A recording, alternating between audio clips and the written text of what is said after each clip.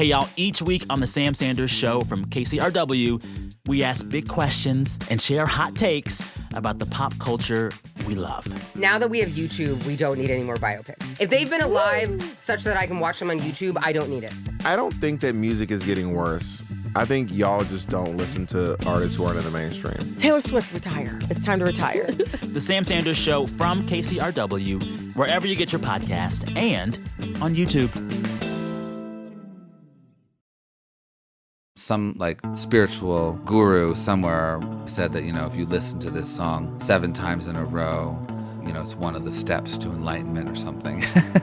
So I did it one day.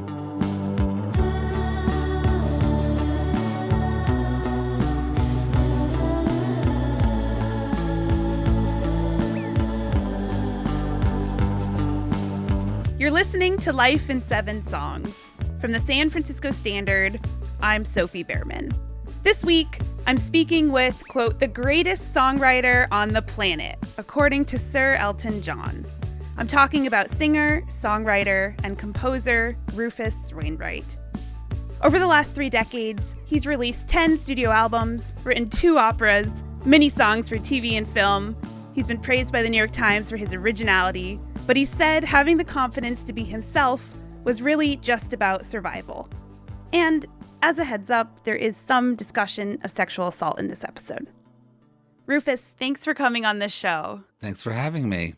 So, in addition to the accomplishments I just listed, you're often credited as one of the first openly gay artists to be signed to a major label back in the 90s and do really well. Yeah. So I'm curious, is that important to you? There's even an argument I might have been the first in terms of, signed to a major label where it wasn't necessarily used as a kind of marketing tool.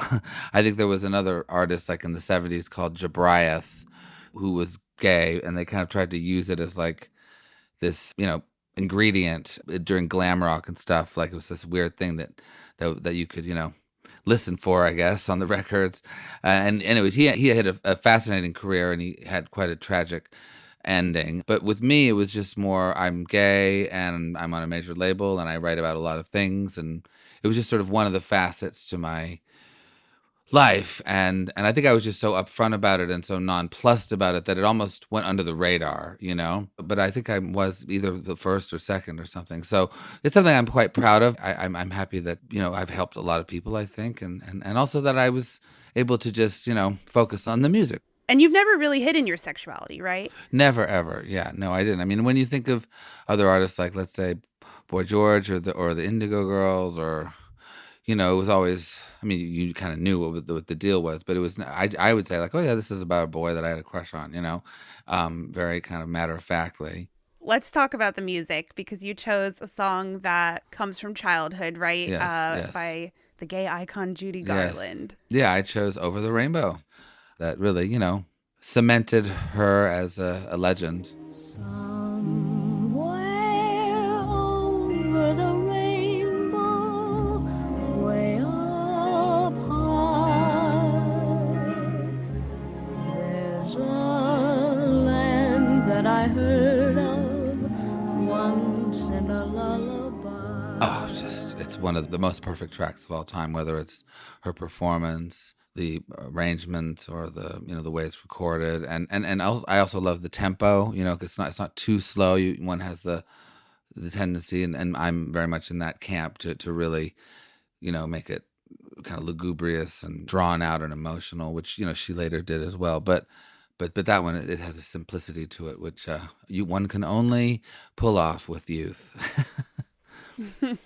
Tell me where this song takes you, though.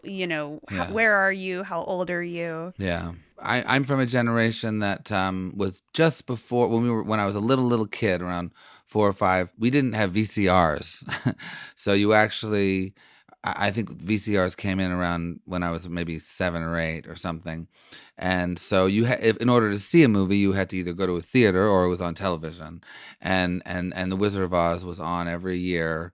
I think it was either around Easter or Thanksgiving. I don't know which one, but it was one of those perennial kind of events that everybody would kind of crowd around the TV and enjoy. And it just, it affected me incredibly deeply. And I think I was, I used to dress up as Dorothy or the Wicked Witch, depending on my mood.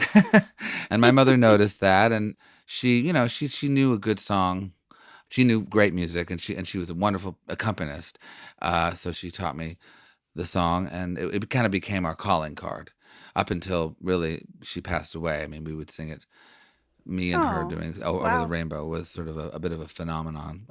Oh, you'd sing that over the years together? Oh, yeah. Like I did it with her at Carnegie Hall. I did it with her at the Hollywood Bowl and so forth. But then I also had other times, like one time we were in New Orleans and we were both very drunk. And we got up and sang it, and somebody threw a beer bottle at me and hit me in the head. So there's there's different versions. Totally. Very different versions. Yeah. It's not Carnegie Hall. Yeah. Well, tell me about your mom and dad a little bit then. I know they are both musicians. Yeah, I know that my mom and dad, my dad is still a musician, Loudon Wainwright. He's a Loudon Wainwright III. He's a great singer-songwriter and guitar player. And he's, considered one of the kind of classic figures of that genre. And he's very much admired. And then my mother sadly, she passed away when she was about 63, about over 15 years ago. But she was also a great, folk singer, singer-songwriter, great instrumentalist as well. She played wonderful piano and guitar and banjo. But they were just music maniacs, both of them. And it kind of extended to everybody in the family. Like my aunts were all, my mother sang with my Aunt Anna, with her sister Anna, and all my sisters are singers as well. So it just sort of spread. What's your earliest memory of making music? I mean, you mentioned singing with your mom. Is that? Yeah, I mean, like that has to be, because she really did start me young. I mean, she could tell viscerally, I think, that I was, just aching to sing and stuff like that. So she just kind of latched right in there and would sing me, would teach me songs and would play stuff for me on the piano, and I was suitably entertained. So yeah, so that would be my first memory for sure with her. Yeah, because I don't even remember anything else.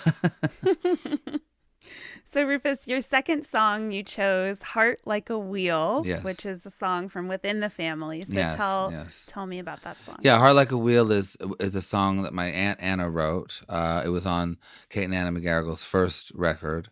And it really is, in a lot of ways, responsible for me being here today in career-wise, in the sense that, my dad had a hit called "Dead Skunk in the Middle of the Road." So he did very, very well. But then on my mother's side, "Heart Like a Wheel" became a real iconic number for that era, because Linda Ronstadt covered it and also had an album called "Heart Like a Wheel." And that was, I think, one of her most successful albums. So it was, anyone in the industry here in LA, especially from that time, when you mention "Heart Like a Wheel," they all know what you're talking about. So it was always a great calling card. Not only is it an amazing song, and I think it might have been my Aunt Anna's first song that she ever wrote, but it was also, it had weight to it and credence and stuff. So being able to say to a record executive, my aunt wrote "Heart Like a Wheel," they knew what I was talking about. I very much benefited from that song. And my love for you is like a sinking ship, and my heart is on that ship out in mid-ocean. Is that your mom or your aunt? That is my mother, yes. And then Oh. my aunt is the next singer. They say that death is a tragedy. They sound beautiful. Yeah, there's a quality to that period of record making that really hasn't been matched, I think, in terms of the history of recording music. So it's just great to have her in that frame. Were you close with your aunt? Yeah, I'm still very close with my aunt. Yeah, my Aunt Anna is with us, and we're quite close. Yeah, still. And you mostly lived with your mom in Canada. Yeah, I Right. mostly lived with her. Yeah, no, my parents divorced when I was 3, and we moved. I was born in New York State, in Rhinebeck, New York, but then we moved up to Canada when I was about 3, to Montreal. So jumping ahead a little bit, high school comes around. You're sent to boarding school in New York. I don't know if we're not sent away, or were you? I had gone to high school in Montreal, and I think I was having a little bit too much of a good time, and I just failed all my classes. So both my parents were like, okay, we need to sort of figure something out here. So it was decided that I went to boarding school. I went to Millbrook School. That being said, my father had gone to boarding school, and his father before him, and his father before him. He was from a classic kind of American waspy family where all the boys especially went to boarding school. So I was also sort of following in the footsteps of many Wainwrights who all went to boarding school. So it was a bit of both. So what was the impact of this school on you? Because I know you wrote a song about it later on. Yeah, no, it was incredibly impactful. I mean, I actually very much credit my experience there with totally, I don't know, setting up my life in a very positive and structured way. I mean, what was great about being away at school is that it just became like a microcosm of the real world. You know, you kind of arrived, you didn't know anybody, you had to discover everything, you had to sort of navigate through these different situations, and 4 years later, you know, you were either at the bottom or the top of the heap of whatever heap, you know, you wanted to conquer. So where were you? I was doing like all the musicals and the plays, and Okay. I was on the, you know, I was on the artistic side, obviously, and it was just it gave me sort of a discipline in terms of when you're facing a new situation and how to really, navigate it, I guess would be the best word. And your mom wrote a song about you going to boarding school. Yes. I think my mother was a little more troubled by it. I mean, she missed me a lot, but also she thought maybe like I had been sent away for misbehaving, and that, you know, there was like a delinquent quality to the whole situation. But I think essentially she just missed me a lot. So yeah, so she wrote a great song called I'm Losing You. Very sad song, but very beautiful song. I'll just play a little bit of it, and then we can talk about why you chose it as one of your 7. I'm writing you a letter. I'm sending you a kiss. I'm sending you some money to buy a pair of shoes, 'cause you've grown out of the last ones. I know I'm losing. Yeah, and that's me singing back up when I was, I think, 20 years old or something. Wow. Did she write you a lot of letters? Yeah, she would write me letters occasionally. We would write letters to each other and postcards. But we actually communicated probably mostly with songwriting. You know, she would write a song and then I would write another one back to sort of not so much answer her song, but at least to give her a picture of, you know, what was going on in my life through music. You mentioned that you were failing your classes. So were you failing your classes because you weren't into academics, or was something else going on? Yeah, I just wanted to drink and hang out and go to bars and be not necessarily one of the cool kids. It wasn't really like that. It was just, I was focused on, you know, experiencing life through, you know, the reality of it and not through, you know, books and stuff. I mean, I read a lot as well, but it was never, I was never reading the books that we were supposed to be reading. And yeah, I just needed to grasp life as hard as I could, and that's what I did. And that must have been at like 12 or 13 though, right? I mean, pretty young. Yeah. And it was a different era. I would sneak out of the house and stuff, and I was sexually active at that age. You know, it was not a positive experience. And basically it's rape, you know, so it was, I experimented and it wasn't fun because I was too young to be doing that. So I actually had to deal with the effects of that for many, many years. And even to this day, you know, having just been unprotected in that at that time in my life was, there are scars there, you know. I don't think it was great. Let's just say it was a pretty dark period because that was around 1987 and AIDS was ravaging the gay male population. And I, you know, pretty much thought I had AIDS for about 10 years after that period. I stopped after that summer because it was just too freaky. But it was, yeah, so it was pretty dramatic, but also, you know, fodder for songs and stuff. Thanks for sharing that. So you have another song that marks your teenage years. You chose Raspberry Beret by Prince. Yes. How come? Yeah, well, I mean, that album I was obsessed by that album. It was Around the World in a Day or something. I think that was the record that Raspberry Beret was on. And I would listen to it over and over and over again and get lost in Prince's wonderful jungle of insanity and sexiness. He was really kind of like an Elvis type character for my generation. Wasn't too bright, but I could tell when she kissed me, she knew how to get a kiss. She wore a raspberry beret, the kind you find describe, Rufus at this point? Like, what's he like? Paint a scene. Just the memory that I have of that song especially is I think I was visiting my dad. He was living in London, England at the time. And I wouldn't say we were having the best time ourselves. We weren't really getting along. And so I spent a lot of time just sort of wandering the streets and the parks of London alone in the summer. And there was, I think, one moment where I'd gone to one of these old school, really funky, kind of decrepit fairs that they used to have, like these carny fairs or whatever. And I was on some sort of beat up, not a roller coaster, but, some Ferris wheel or something. I don't know, some machine that was about to collapse. and I was just listening to, Raspberry Beret on my Walkman, and the sun was kind of setting over London, and on one hand I think I was incredibly lonely and incredibly, hurt and damaged and all that, but on the other hand I was incredibly excited and incredibly, curious and really, really seduced by just what the world had to offer. So it was kind of like a happy, sad thing. Time for a quick break. When we come back, Rufus heads to New York City and ends up needing a little help from his friends. And by friends, I mean Elton John. Stay with us.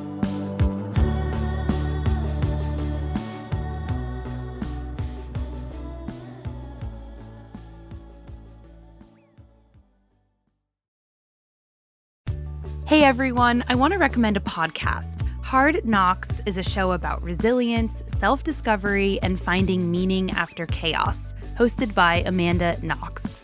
Each week, Amanda sits down with fascinating guests, writers, thinkers, artists, to explore how we learn, grow, and rebuild ourselves after life knocks us down. Amanda brings humor, honesty, and hard-earned perspective to every conversation, drawing on her own experience of being wrongfully convicted and rebuilding her life. Amanda was a guest on Life in 7 Songs in one of our most moving episodes, opening up about how music became a lifeline during her years of wrongful imprisonment. On our show, she spoke candidly about turning pain into wisdom and also about how we're all so much more than our worst moments. If you liked that episode, you'll love her show, available wherever you listen to podcasts. I'm Jesse Alejandro Cottrell. And I'm Emily Dreyfus, and this is Pacific Standard Time. We have stories from all over the state of California, all the big battles that are happening here. Prop 50, housing affordability, tech, and immigration. And we're really excited to bring you the stories about how California is dealing with what it means to be alive in 2025. Subscribe to Pacific Standard Time, a new weekly show from the San Francisco Standard. We'll have new episodes every Wednesday starting November 19th, wherever you get your podcasts.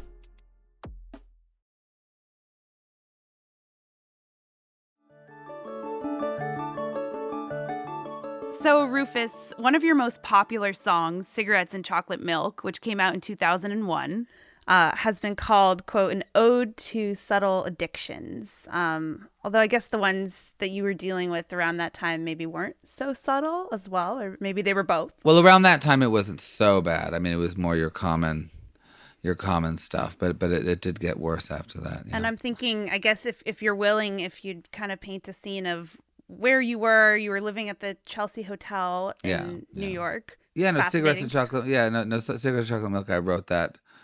Really, it was at the summit of my my kind of blissful using period, where I was able to tie it on several times a week and just wake up feeling slightly edgy and then go out and do it all over again. So it was and it was New York in the 90s and I was living at the Chelsea Hotel. So it was very I was living the dream before the nightmare set in, which there's been worse nightmares than what occurred to me. But yes, there was a fall ultimately. What was that fall like? A typical kind of substance addiction, just where I needed to drink every day or my hands would start shaking and drugs were sort of always the be all and end all of the evening. And I think the whole point of going out was to black out. Like people always say like, oh my God, and then I blacked out. And it was so weird, and I didn't know what to do or whatever. I was so shocked. I'm like, that was the point for me every night, was to completely black out. That was the goal. So yeah, and that does get you into trouble after a while.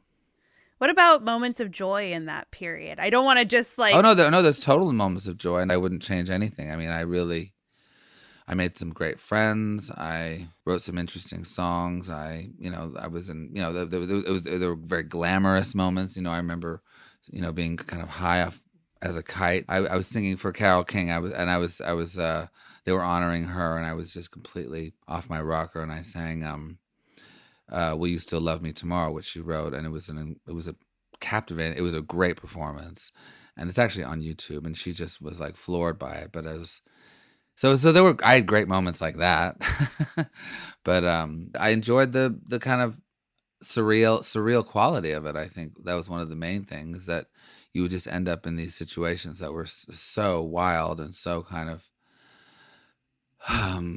unusual. Thankfully, I didn't, I wasn't in LA too much at that time, so I didn't end up in any P. Diddy parties or whatever. But it was like being in a comic strip, or some kind of, Alice in Wonderland story. So I think it was just a sense of adventure. That's interesting. Do you feel like because of your line of work, you've pushed yourself to more extremes than you might have, like, to have lyrics to write?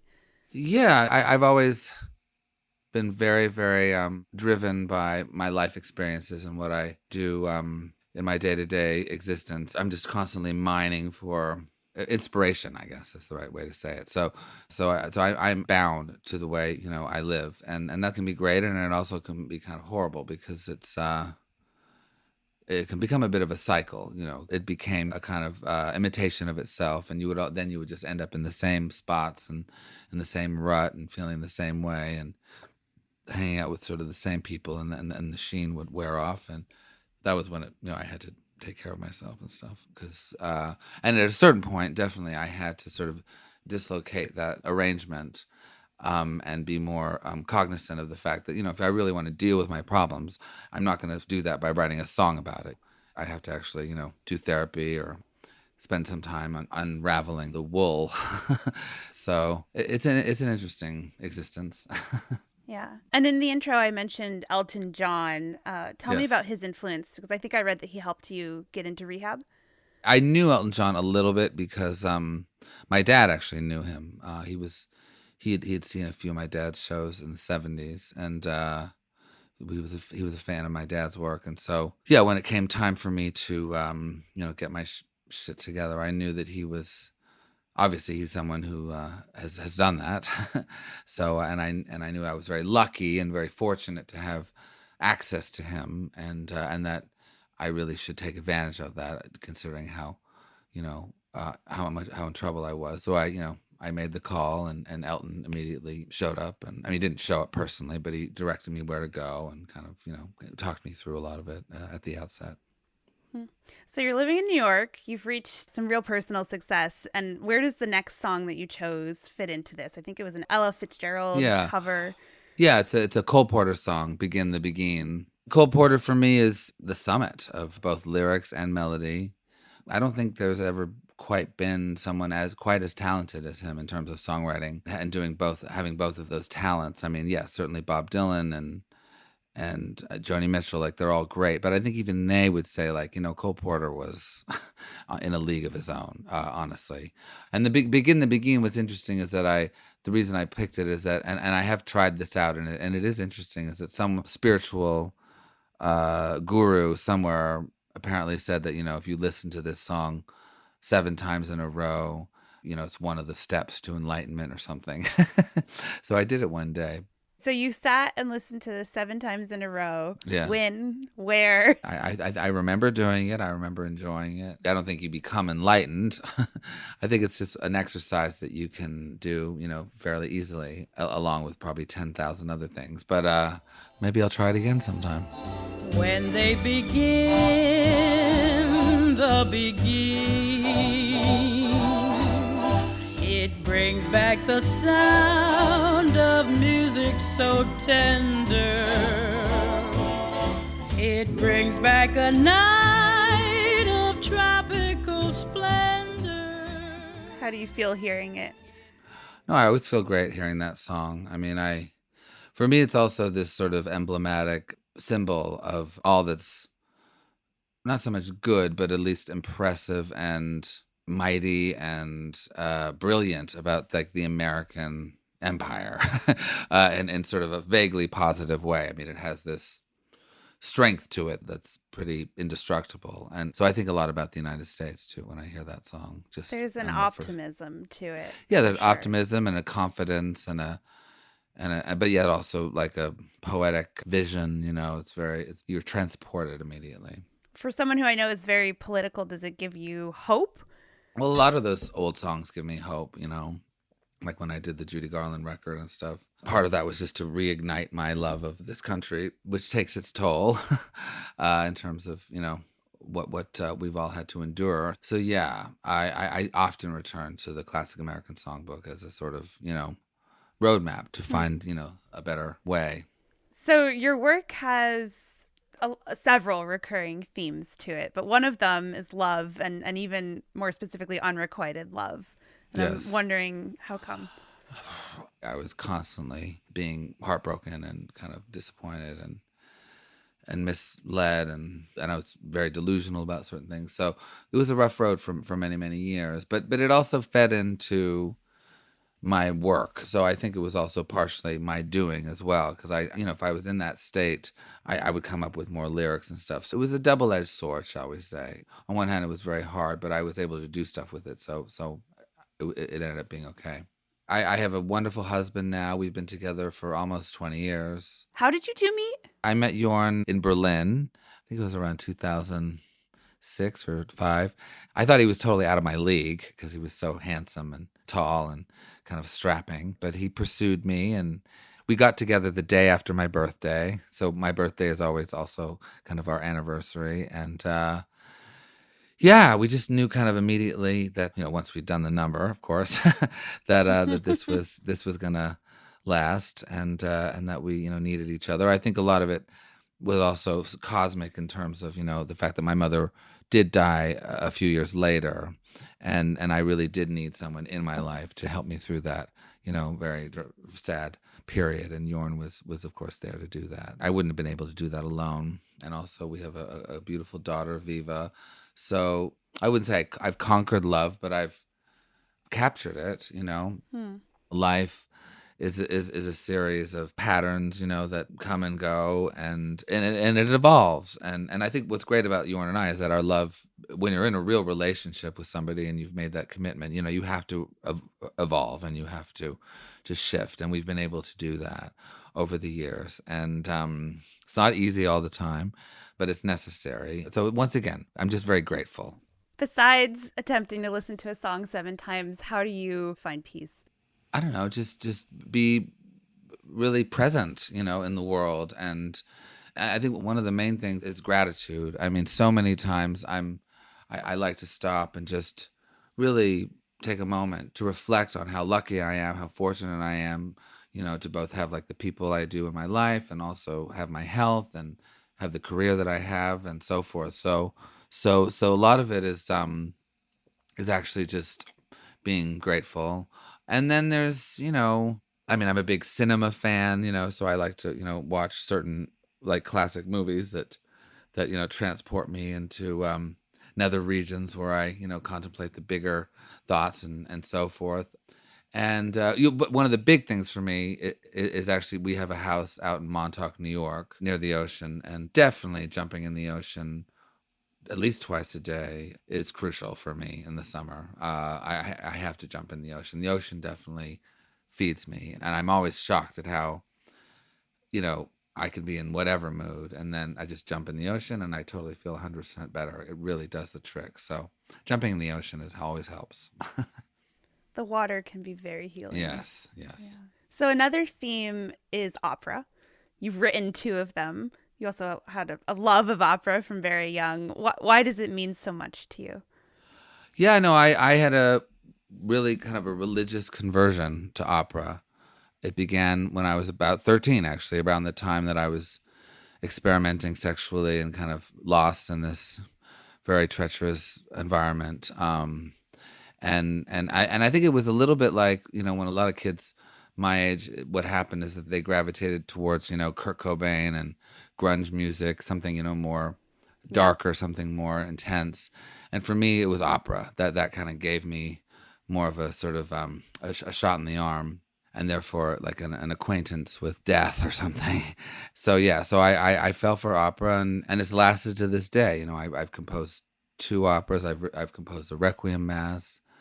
I go to the opera frequently, so it's been a lifelong passion. Tell me about the song you chose. I think you said in an email it's the greatest hit song in opera. What is it? Yeah, I mean, La Donna Mobile by Verdi is, I think, arguably the tune that everybody knows. Even if you hate opera or don't know what opera is, when you hear La Donna Mobile, you understand. And Verdi is my favorite. He's my guiding star, that composer. And Pavarotti singing this aria is, kind of the top of the line. So it's not the most, riveting or most beautiful or the most, opera can be pretty intense and very, very dramatic and very, really, you can really do a number on you. And La Donna Mobile isn't that, but it definitely grabs you.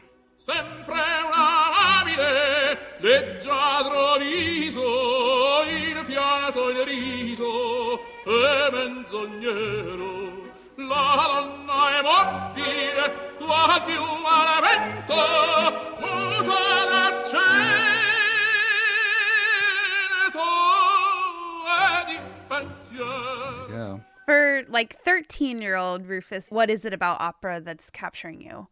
I think it's the intent, it's very serious, and very sincere, and it really illustrated my, honest emotions that I was going through. And also there's a complexity to it, which I love. I love all the weird chords and the incredible arrangements and there's that. And I also love the fact that it's all done acoustically.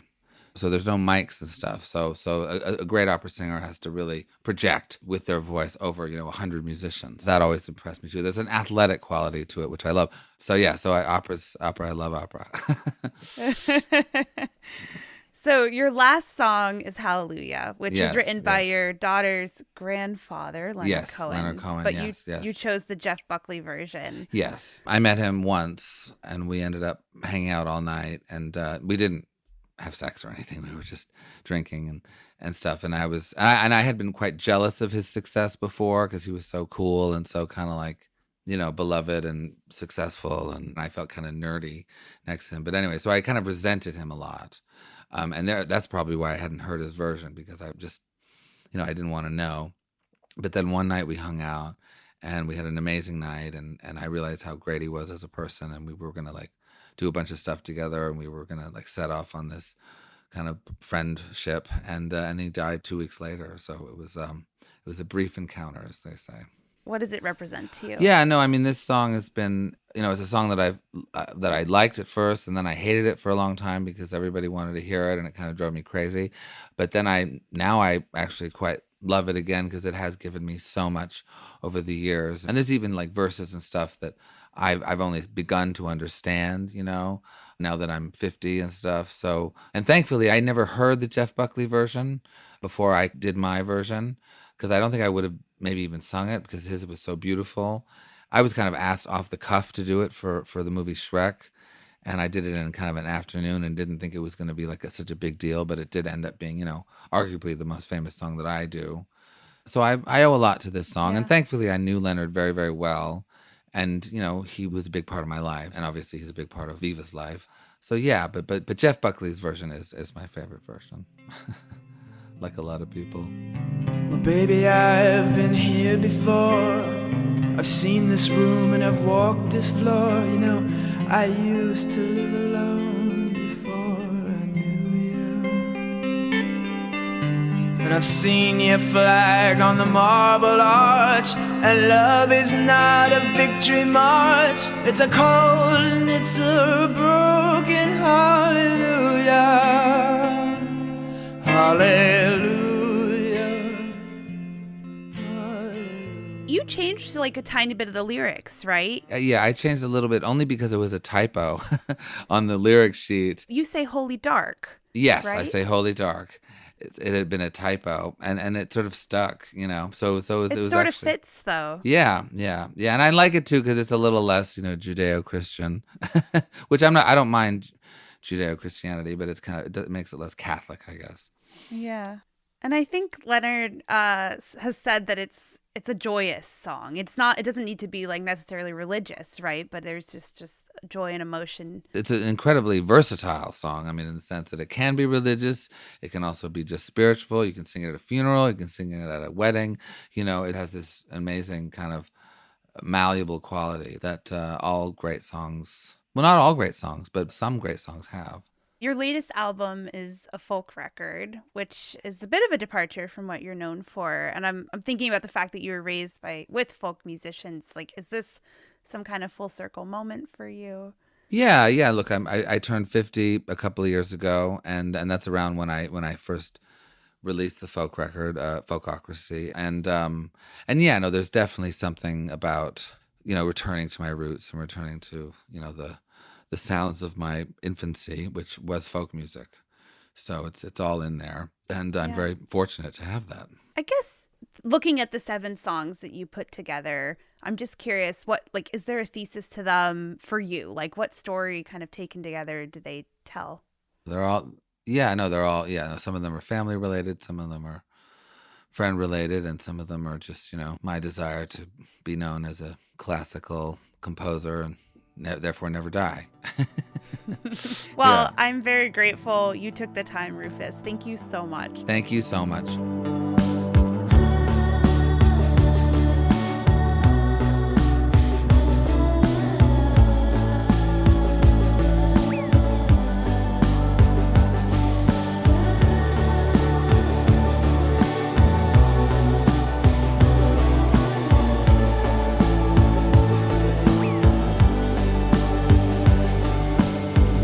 Life in 7 Songs is a production from the San Francisco Standard. This episode was produced by me, Sophie Behrman, and our senior producer, Jasmine Morris. Our executive producers are Griffin Gaffney and John Steinberg, and this episode was mixed by Michelle Lands.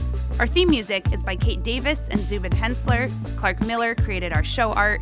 Our music consultant is Sarah Timbekshian. You can find this guest's full playlist at sf.news/Spotify. Thanks for listening, and we'll see you next time.